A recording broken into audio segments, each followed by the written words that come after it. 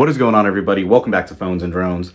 For those of you that follow the channel, you know we have been doing a lot of videos on the new S23 Ultra from Samsung, and this baby is definitely going to be a hit. Aside from the high price point, this does a lot of things other devices can't do, especially with that S Pen, and it does it really well. A big plus for this device this year is that even internationally, every version is getting a Snapdragon processor, no more Exynos, so that means better performance, better battery life across the board. So a lot more people might be interested in the S23 lineup than in the past.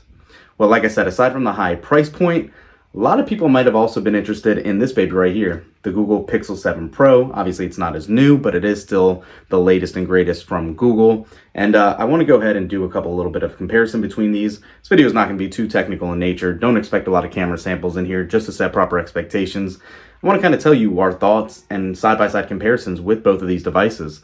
I think you can't go wrong with either of them. I think if you get the Pixel 7 Pro at any of its sale prices that it keeps going on for $150 off, Google's been offering deals on all these babies, and this is not anywhere near a flop for Google, and you cannot go wrong with this option either. So having said that, let's go ahead, jump into this video, go over both of these. Let's go. So let's just talk about the elephant in the room right off the bat, and that is pricing. Neither of these devices are inexpensive by any means, with the Pixel 7 Pro coming in at a starting price without any incentives or deals of $900, but the Galaxy S23 Ultra comes in at $1,200. That is by no means inexpensive. Yes, there's some other Galaxy S23 devices. You have the S23 and S23 Plus, but to compare the best of both worlds here, we're going to stick to these two, and the price gap is substantial. Keep in mind, though, the Pixel 7 Pro is starting with 128 gigs of storage, and the S3 Ultra is starting with 256. And depending on if you pre-order or not, Samsung is doubling the storage right now, so you're actually getting quadruple the storage on a Galaxy S23 series device than you are on a Pixel 7 Pro. So you're technically going to be getting up to 512 gigs if you wanted, or a terabyte even, since it does come in that configuration as well, at no additional charge. So even having said that, even with double the capacity, there is a massive difference in price, even though you can obviously attribute some to the Galaxy S23 Ultra's larger feature set with the better cameras. But again, computational photography, Google's still taking that crown. But even beyond that, the S Pen, the larger display, the better quality display, you can see why they're charging more. But with a $300 delta between them, that's a substantial win for the Pixel being less expensive.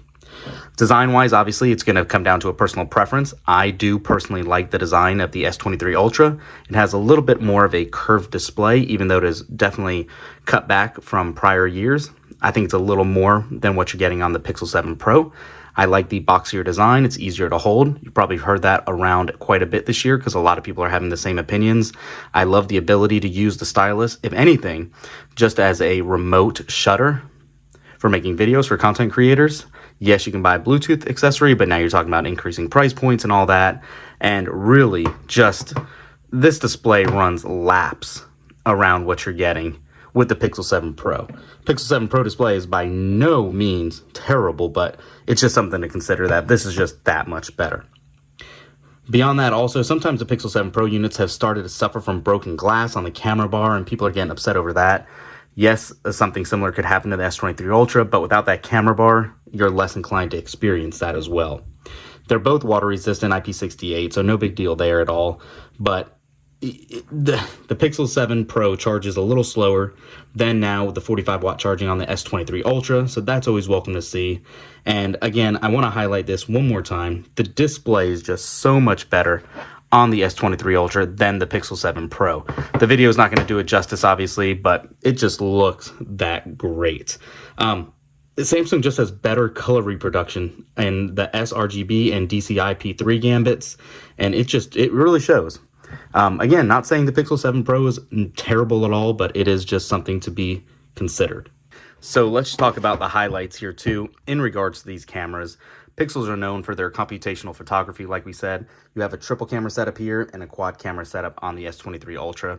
The new 200 megapixel sensor on the S23 knocks it out of the park, even though you're using pixel binning and you're probably still going to use a 12 megapixel or 50 megapixel shot. Regardless, you're still getting so much more detail with the S23 camera. Night shots look pretty good. I still like the Pixel's design better on that one. But the two telephoto cameras, that 100x space zoom, it's gimmicky until you want to use it, and it actually does work pretty well.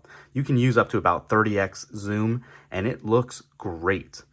You can't obviously do that on an iPhone 14 Pro or even with the Pixel 7 Pro, so it is something to note. The usefulness and the cases of both of these cameras are great. You can't go wrong, but if you're looking for a more versatile camera, the S23 Ultra is obviously going to take the cake for that. Beyond cameras, beyond all that, battery life, the 5,000 milliamp hour batteries on both, and I don't know how with the Tensor chip, the Tensor 2 chip here, but the Snapdragon 8 Gen 2 chip blows it out of the water here. This S23 Ultra runs just as well as my iPhone 14 Pro Max does. It's amazing. So if you're looking for a battery champ in the Android world, look no further than the S23 Ultra. We're getting about 4.5, 5 hours of screen on time with the Pixel 7 Pro, so by no means should that be any issue. But if you want the battery champ, right now I gotta say it's the S23 Ultra. As far as Geekbench score goes and like Geekbench 5 and all that, since the S23 is overclocked in GPU and CPU, this is going to run circles around it. The Tensor chip's just not up to par with even the Snapdragon 888, I don't believe. So yeah, you can take that for what you want. No one's going to notice that in real world usage unless you're trying to destroy raw power and just run through games and all that. I wouldn't have any concern in regards to either of those aspects. So yeah, that's really all I wanted to touch on. Again, I know it's not a very thorough, long breakdown for you guys, but I wanted to give you my thoughts on both these devices, and having used them as my primary phones for a while now, let me know what you guys think in the comments down below. Are you going to be getting one of these two? Do you like one over the other? Is the price point going to be the sticking point for y'all? Let us know. Thanks for watching, guys. We will catch you in the next one. Peace.